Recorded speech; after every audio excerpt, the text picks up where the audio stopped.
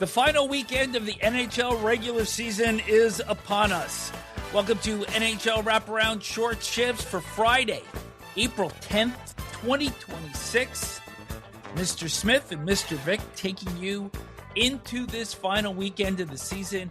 And on Thursday night, I have to tell you, I had all the games up, and the first thing that I was listening for of all these games, with all this importance, was whether the penalty box attendant in Buffalo still had his job. And what did you conclude? Did you see him in there? Because it was their home game. I found out absolutely nothing. At that point, I threw the towel in, said I'm not wasting any more than half a period on this. But before we get into all of the stuff going around the NHL the last couple of nights, Gord Miller had a recollection of a building in Saskatoon that the bench doors actually opened up onto the ice. I don't know where he dreamt that up. I've never seen that in my life. I don't think Gord dreams these things up, but whatever it is, I mean, you know nothing could go wrong there. I mean, could you imagine guys like Corey Perry and Ryan Hartman having control of the bench doors? It'd be right out of slapstick. It sure would, but I've been in a lot of arenas and a lot of things. I never remember doors that opened out onto the ice. Maybe Zamboni doors, but those don't get opened anyway until the period's over. Well, whatever it was, I'm finished talking about penalty box doors for the year. So let's get right to it. Clinchers. The Colorado Avalanche are now the President's Trophy winners for 25-26. They win 3-1 against Calgary on Thursday night. Nathan MacKinnon had an empty net goal in this game, and 2 assists. Marty Necas goal and 2 assists. The Pittsburgh Penguins clinch a playoff spot for the first time in 4 years with a 5-2 win in New Jersey.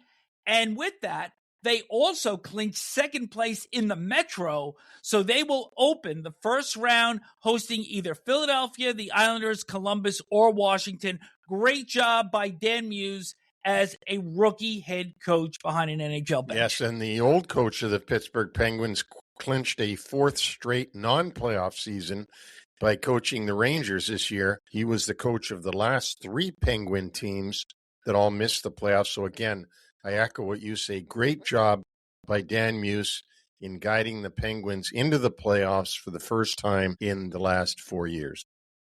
Certainly will be great to see Sidney Crosby, Getty Malkin, Chris Letang getting one more kick at the can here. How about Erik Karlsson? How about Erik Karlsson? He's turned his game around this year. Stunning. Has been outstanding. Not Norris Trophy level, but clearly a positive impact the entire season. The other clincher, the Utah Mammoth, gets in the playoffs in their second season in Salt Lake City with a 4-1 win over Nashville. That combined with the Anaheim Ducks win against San Jose puts Utah in the postseason. And as you know, Neil, we have divvied up our roles with this show. We have different responsibilities, and your job today will be to arrange the 4 seasons in Utah, first class on Delta, with Bill Armstrong, now that the Mammoth are in the playoffs. Yeah, Billy did say that if they made the playoffs, we should come out there and do a show, and we'd love to do it out there in Salt Lake City, but we'll see if he comes through on that one. Put that on your call list for today. I'll text him. I definitely will text him. Let's go to the Atlantic Division, where entering Wednesday, the order of the teams were Tampa Bay, Buffalo, Montreal. On Friday morning, it is Buffalo, Montreal, Tampa Bay. And that is because the Sabres shut out the Blue Jackets 5-0, with Alex Lyon nursing a little bit of an injury, Ukko PekkaLuukkonen getting the night off. Colton Ellis, 36 saves for his first career shutout. And that combined with Montreal's 2-1 win against Tampa Bay. Late in that game, Juraj Slafkovsky had the game-winning goal with 1:04 left, 47 seconds after Taylor Radish tied the game. The other goal by the Canadians Cole Caulfield becomes the 7th Hab to reach the 50-goal mark and the first since Stefan Richer in 1989-90. Unbelievable happenings going on at the Bell Center on Thursday. It's great for the Montreal fans and everybody in this province of Quebec to be back and be a contender. Now, not only for the playoffs this year, but some would argue for the Stanley Cup. There was a lot more to this game because there were 126 penalty minutes. There was a little bit of an altercation between Nikita Kucherov and Josh Anderson. And then Corey Perry tried to goad Lane Hudson into a fight.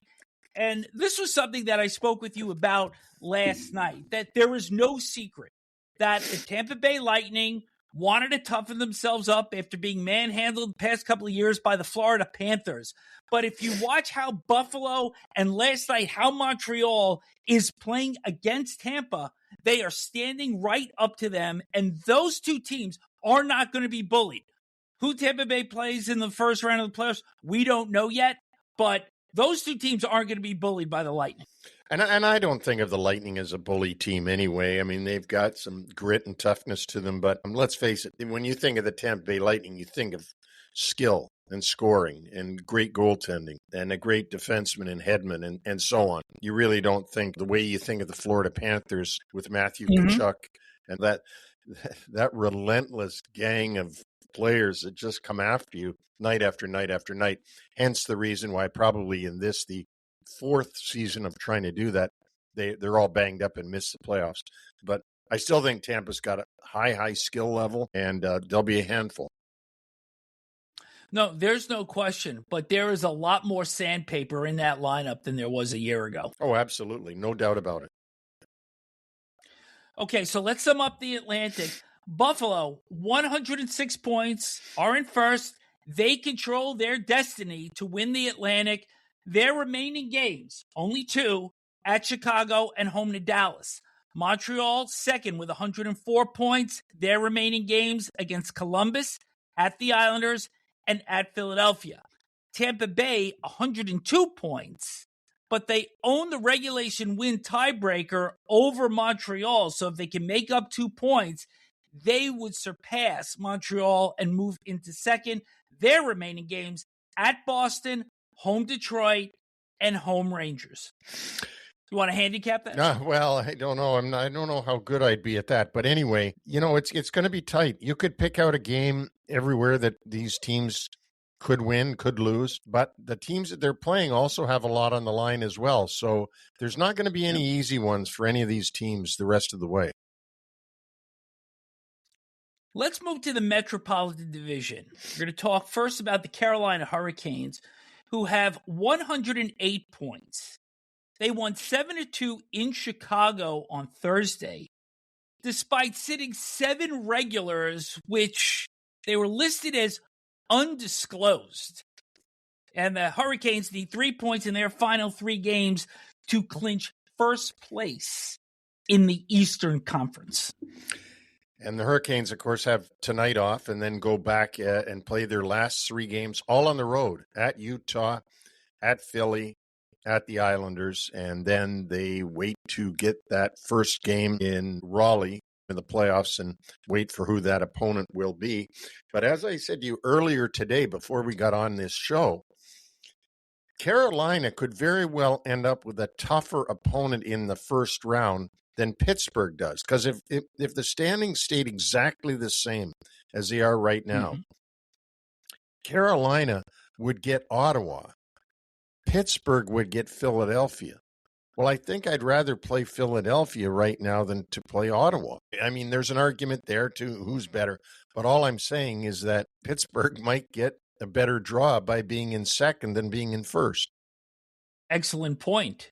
This gets a little bit more confusing as we start to go through this now. The Penguins, as we had said, locked into second place.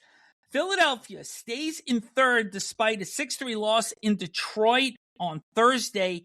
They have 92 points. The Flyers' remaining schedule at Winnipeg, home against Carolina, home against Montreal.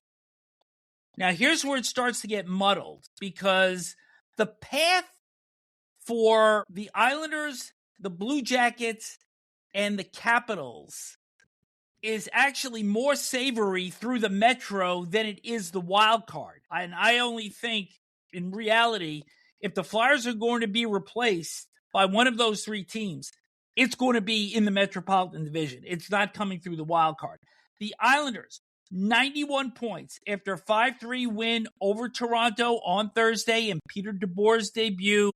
Artur Atkiamov, his first start for the Maple Leafs. And in the first period, he saw 24 shots from the Islanders.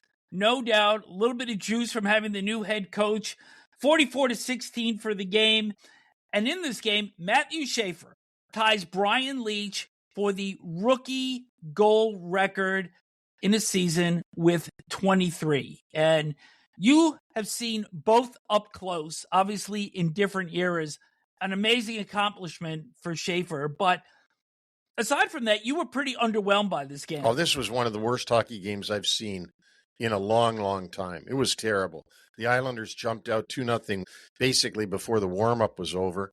And then Toronto, on their first shot on Sorokin, it went in from a bad angle, so it was 2-1, which brought the whole game down to a level of slugging it out for a while. They go into the second period, and it was just an awful game. It was the New York Islanders versus the Toronto Marlies, and just not good. The kid in net, Arturs, was really good for his first full game in the National Hockey League. He was excellent. He saw more rubber than Goodyear. So a great game on him. You know, a guy like William Nylander, you can't even notice him now without Matthews, without Marner, without the big guys out there, and it's just him and Tavares, in all due respect to Tavares. Morgan Riley still playing there on as well. But really, it's a watered-down version of what we saw of the Toronto Maple Leafs, especially this time last year.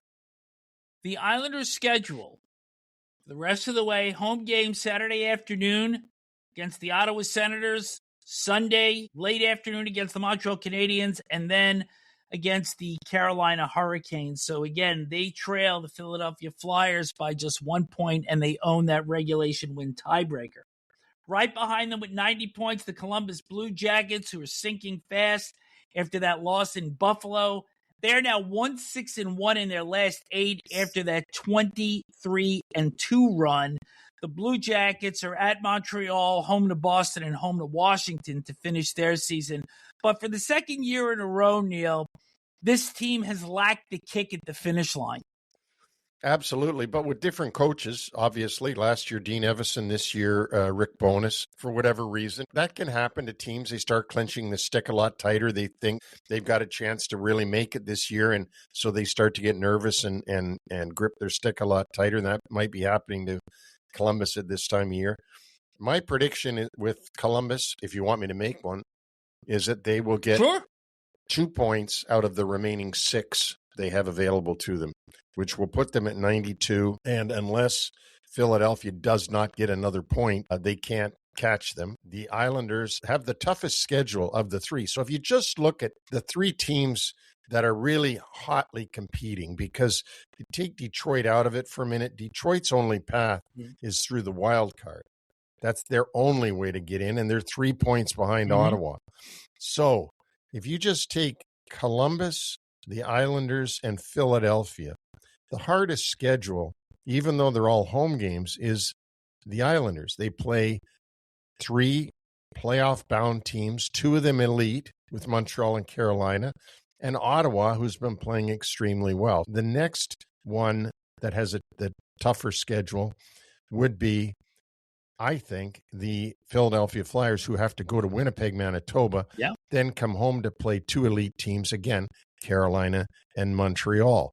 And then you have, as we said, Columbus, who's got Montreal, Boston, and Washington. 1 elite team, 1 playoff-bound team, and 1 team that probably isn't going to be in the playoffs in Washington. So there you have it. It's going to be tough. You got to win at least 2 games. Each one of these teams, to make sure they're in, they've got to win at least 2 games.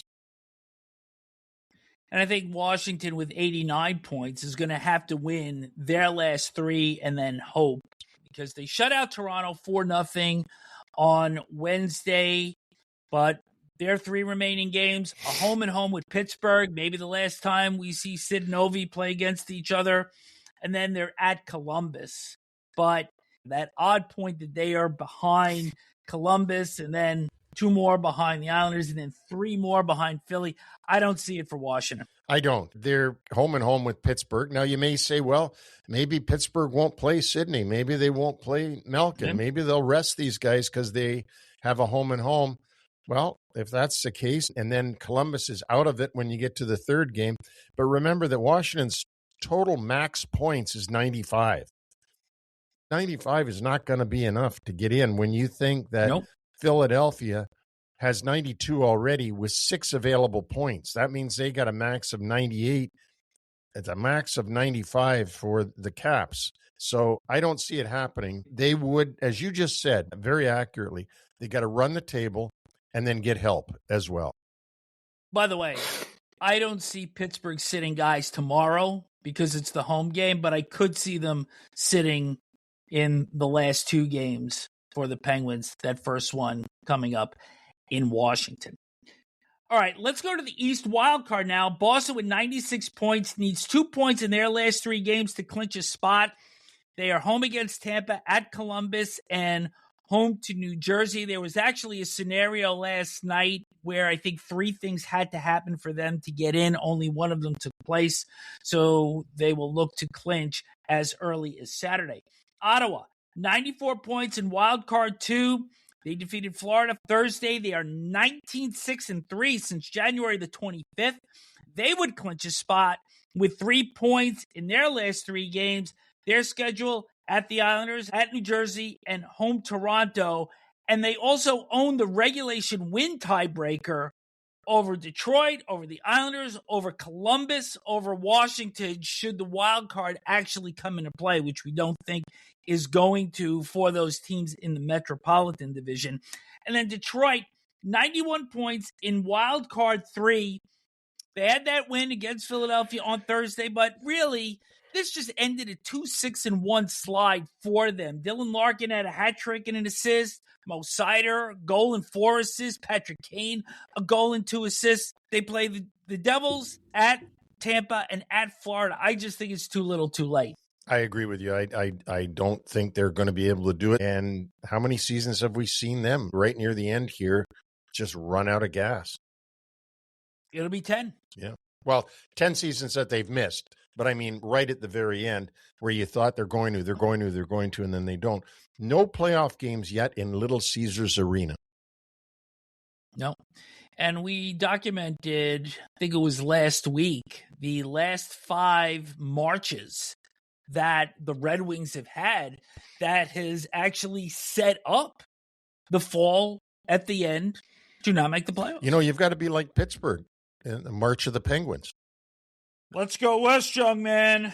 And in the Western wild card, Utah, as we had said, clinches a berth. They have 4 games remaining and 90 points. They need 3 points to lock up wild card 1, and they would face the Pacific Division winner as opposed to Colorado. The only team that can catch the Mammoth are the LA Kings because they jumped into second wild card by virtue of a 4-1 win over Vancouver on Thursday. The remaining games for the Kings: home Edmonton, at Seattle, at Vancouver, and at Calgary. So not the toughest of schedules. Only one playoff-bound team of that group. So the Kings certainly hold their destiny in their hands. They do, and they have for a week or so now. They have an easier schedule. They have 1 game more to play than Nashville, and their schedule seems easier because San Jose is not an easy team, even though they're not in the playoff picture right now. Anaheim is not an easy team, and Minnesota is not an easy team, and that's Nashville's final 3 games, all at home. They trail by 1 point, and the key for Nashville, should they be able to make up that point, is that they own the regulation win tiebreaker over the Kings. The Winnipeg Jets just might be running out of runway. They move up to wild card 4 with a 3-2 win in St. Louis. Josh Morrissey and Jonathan Toews, who has played extremely well down the stretch this season, scored the decisive goals in the second period. The Jets' remaining schedule: home against the Flyers, at Vegas, at Utah, and home to San Jose. So they do have that one extra game there that might help them to try to catch the LA Kings. They do. And the Jets are playing a lot better than they were playing. If you look at what the Jets have been doing lately, they are 7-2-1 in their last 10, and they've won 3 in a row. They're only 3 points out of that wild card spot, and they've got the same number of games to play as the Kings. San Jose drops to wild card 5 with 81 points, so they're 4 back of the Kings. They lost back-to-back games to Edmonton and at Anaheim on Wednesday and Thursday. Their 4 remaining games against Vancouver, at Nashville, at Chicago, and at Winnipeg. But great showing by the Sharks, really making a hard push this year to get in. Just think that they have run out of steam here, and the Blues and the Kraken still mathematically alive, but on life support. Absolutely. As we just said, the Sharks are just 1 point back of Winnipeg. They don't play any more playoff teams that are currently in playoff position. So if they go on a bit of a run here, but they do only have one home game left, that's with Vancouver on Saturday. And then they have 3 on the road, including a back-to-back where they go into Chicago and then fly north to finish off in Winnipeg. Pacific Division entering play on Wednesday was Edmonton first, Vegas in second, Anaheim in third, and that's where they are on Friday morning. The Oilers with 90 points. They get that win in San Jose on Wednesday. Connor McDavid, 3 goals, 2 assists. It was his 15th career hat trick. Absolutely a virtuoso performance. He is taking the Oilers on his back night after night. The speed, the skill, the tenacity, his drive is exemplary to anybody that is watching this game. It's been phenomenal. Oh, it is. It has been absolutely phenomenal. We all know that no matter who wins the MVP in the league this year, how many people would not vote for Connor McDavid as if you voted for the best player in the league, which the MVP is not that. But if you voted for, you'd have to vote McDavid to be the best hockey player in the world today. Do you know that earlier in the week, before this game, NHL.com ran a poll for the MVP, and the 3 names that were on it were Nathan MacKinnon, Nikita Kucherov, and Macklin Celebrini. McDavid wasn't on there, so maybe a little bit of motivation going into that game in San Jose. Yeah, well, and I don't think he'll win the MVP simply because of the way his team has performed. You know, they haven't been the shiny new toy that San Jose has been this year. They haven't been the powerhouse that Colorado has been. And Nikita Kucherov and the amount of points that he's gotten for his team has been ungodly. But I still say, and I think you just illustrated it, McDavid is the best hockey player in the league. And with Leon Draisaitl having been sidelined for the better part of the last month and Zach Hyman also unavailable for the last couple of games, this has been McDavid's show. It's his puck, and he's daring you to take it away from him. And the Oilers with 3 games remaining at Los Angeles, home against Colorado, and home against Vancouver as they look to sew up the Pacific Division. But right behind them with 89 points, the Vegas Golden Knights. They blew a 3-1 lead in Seattle on Thursday and lost in a shootout. They're now 4-0-1 under John Tortorella.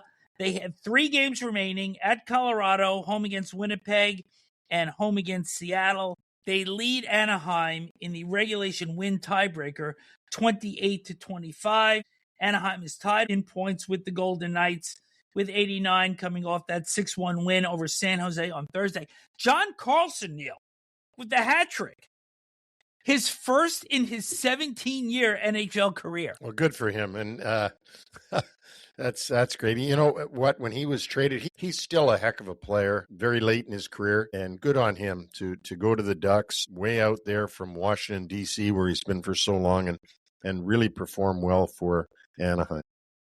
Final games for the Ducks, home against Vancouver, at Minnesota, and at Nashville. And the final piece of business as we wrap up the standings, the Central Division 2-3 spots.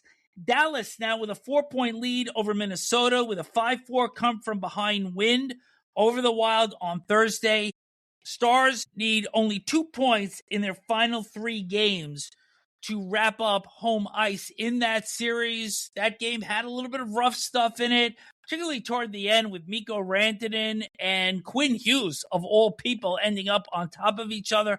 But of bigger significance here, Miro Heiskanen did not return for the second period after receiving a clean hit against the boards by Ryan Hartman, went down kind of awkwardly. Couldn't tell if it was his back or maybe he twisted a leg. He's going to be reevaluated on Friday for what they're calling a lower body injury. And this could be a significant piece of news as we turn the page into next week. Oh, absolutely. Heiskanen is their number one go-to guy back there, the quarterback. So we'll have to wait and see what the results are. Let's hit some spring cleaning, and we have a couple of clubs that we're going to cover here. The New Jersey Devils were eliminated on April the 7th.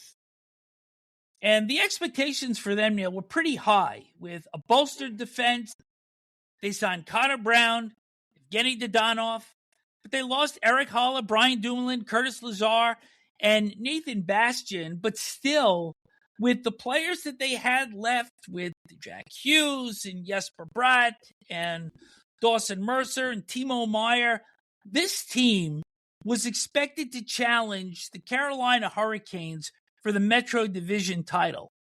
And the reality was a lot different. And I think there were several things you can mention that went on here. There was the subpar play of Jacob Markstrom this season, their number one goalie. And there was the accidental cutting of his finger by Jack Hughes at a restaurant that kept him out of the lineup for quite a while. And they're a different team when Jack Hughes doesn't play in their lineup. They had Palat there for the beginning of the year. He wasn't producing, so they gave him to the Islanders. A lot of things went wrong. Sheldon Keefe had some problems during the season with Dougie Hamilton, where he actually benched him one game, and at $9 million a year, that doesn't look too good. Another game, he left Markstrom out to dry, hung him out to dry, where he left him in for an 8-0 or 8-1 game. That didn't look good. Then we have, by the end of the year, Tommy Fitzgerald gets fired as their GM, and now they're looking for a new GM, new president, and Sheldon Keefe's future hangs in the balance for next season. So what looks so bright in the summer, Keefe thinking that he's going to be able to turn things for them, that didn't happen. And then the subpar play of the goaltender, and then Hughes getting hurt again. It certainly was a disappointing season for the Devils fans. Jesper Bratt's production was down. Nico Heischer's goal totals were down. Timo Meier, not nearly enough production. Same could be said for Dawson Mercer. And you pointed out the other players here, but something I want to bring back from 3 years ago when the Devils were being lauded for that transition game. But the league caught on to that, and they figured out how to defend. And neither Lindy Ruff nor Travis Green and now Sheldon Keefe were able to make the necessary adjustments to perhaps make this team heavier, make them forecheck better, so that that transition game could still be effective. And I don't think those adjustments were there, and it shows. I don't think the personnel is there to make those adjustments. I don't think they've got bigger, heavier guys that can go in and do that. So, as you say, the results are there now, and we're going to see some big changes in the offseason. Like you said, it's going to start at the top with the president and GM positions vacant right now. You also said Sheldon Keefe's future. What does that hold? The team only has 5 picks in the 2026 draft. They traded away their third rounder to the Islanders in the Palat deal. They traded their 7th round pick to Seattle when they acquired Daniel Sprong. Their UFAs are Dodonov, who was a disaster this year, and Zach McEwen, another forward, and Dennis Chalowski, a defenseman. Their RFAs are Arsenij Grichuk, probably one of the real bright spots in his rookie season. Also Paul Cotter, who played well, and defenseman Simo Nemec. So who's ever going to come in, they got a lot of work to do, and fast, because the way this team is set up right now, I'm not certain they were a playoff club in 26-27. No, they're not, but there will be work done.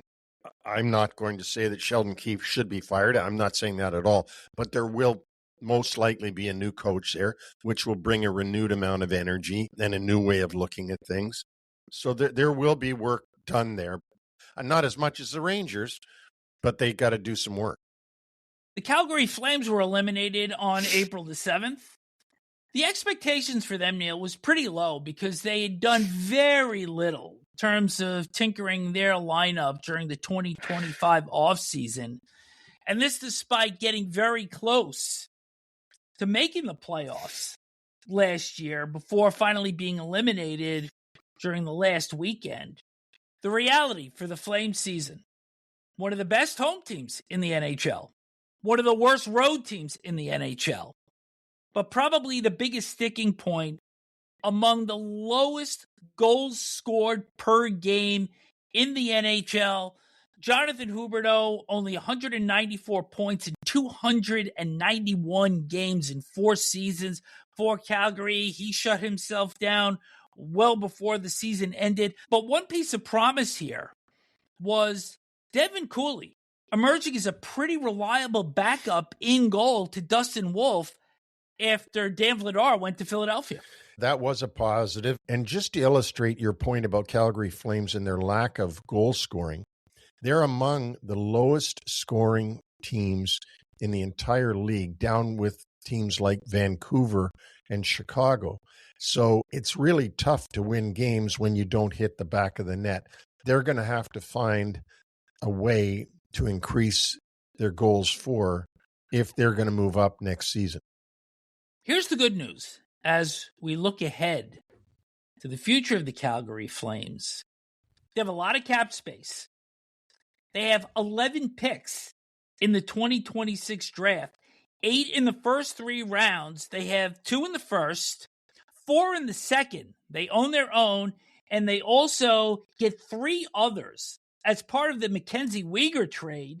They also have 2 in the third, their own, and a pick that they got from Vancouver in the Nikita Zadorov trade, who has now been in Boston for a couple of seasons. They also have 2 picks in both the first and second rounds of the 2027 and 2028 drafts.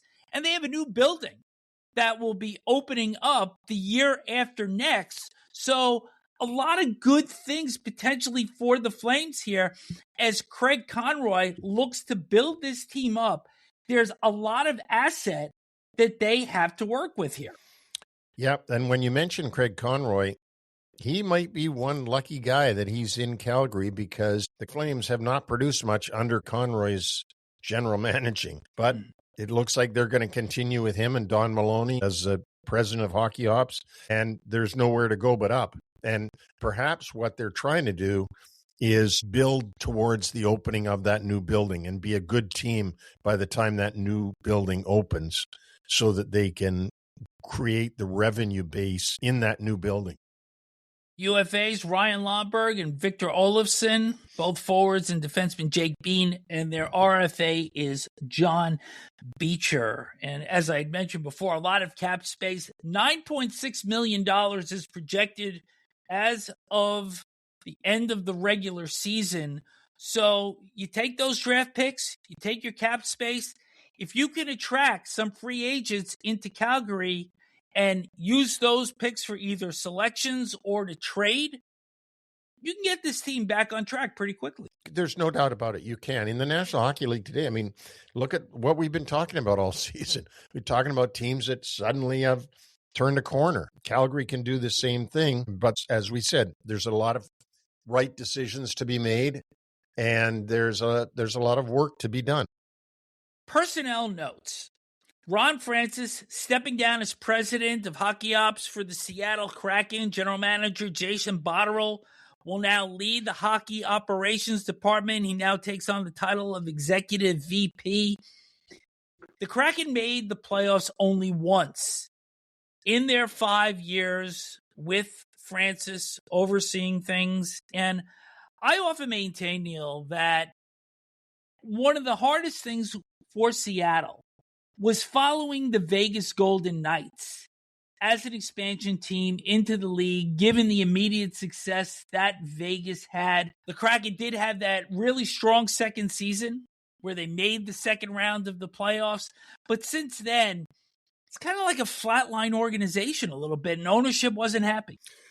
But this ownership hasn't put the pedal to the metal the way that they did in Vegas. Right from the outset, they put the pedal to the metal from the day they hired George McPhee to be the general manager. Everything they did was win now, win now, win now. And they took advantage of the expansion rules, good on them, and put together a real good team that made the final in their first year in the league, which was just mind-blowing. What happened then was teams that had to go into another expansion draft now with Seattle did things a little bit differently and didn't give Seattle the choices that Vegas had. So the players just weren't there. And their mindset wasn't to win right now. Their mindset was, well, we've got to build this up over a little bit of time. Hence the difference between the two organizations. At some point, Vegas is going to have to pay the piper for all the win now mentality they've had in their first few years in the league. Hopefully for Seattle, they will be able to build towards something really good down the road. Let's hit the injuries, and a lot of significant stuff here. Considering we're in the last week of the season, Roman Josi, defenseman for Nashville, and also their captain, was a late scratch, an upper body injury in their loss at Utah on Thursday. He participated in warmups but couldn't go. John Gibson, goaltender for the Red Wings, left in their win against Philadelphia. He was knocked down by Owen Tippett the first minute of the second period, stayed in for about 10 minutes before being replaced by Cam Talbot. Nazem Kadri of the Colorado Avalanche sustained his finger injury against St. Louis on Tuesday. He missed the Thursday game against Calgary, may still play before the end of the regular season. Anthony Stolarz left early in the Maple Leafs loss against Washington on Wednesday. He was stretching to his left to make a save. Dakota Joshua with an upper body injury, and Brandon Carlo, defenseman, with a lower body injury, left that game. Connor Ingram, the Oilers, did not return to play in the third period in the game against San Jose on Wednesday. He had some discomfort, though he did stay on the bench for the third period. Jason Dickinson left the game in the third period for the Oilers after taking a shot to the foot. So the one piece here, Neil, he took a shot to the foot. It wasn't undisclosed. Wow. Connor Dewar for the Penguins, day-to-day with a lower body injury, did not play in the win against New Jersey on Thursday. And what would be injury news without having something on the Florida Panthers? Seth Jones suffered a broken foot Tuesday in Montreal. He is now the 11th member of the Panthers done for the year. Luke Hughes, defenseman for the New Jersey Devils, undisclosed procedure, and he is being shut down for the season as well. On the return front, Thomas Chabot, defenseman for the Ottawa Senators, returned 2 weeks after undergoing surgery for a broken right forearm suffered on a cross-check from JT Miller on March 23rd. So great for the Senators to have him back in the lineup in their win against Florida on Thursday. That's really amazing. When you saw the way he went off the ice and you heard that that was broken, it's just crazy good for them that they get this guy back. Remember Clara Peller? Clara Peller. She was the elderly woman on the Wendy's commercial that said, "Where's the beef?" Okay. Well, I'm going to give you some beef because Ilya Protas, brother of Alexei Protas, made his debut for the Capitals in Toronto on Wednesday. And he played on a line with his brother and Tom Wilson. Ilya Protas, 6'6", 225. Alexei, 6'6", 250. And Tom Wilson, the smallest of the group, 6'4", 225. That's 700 pounds worth of forward.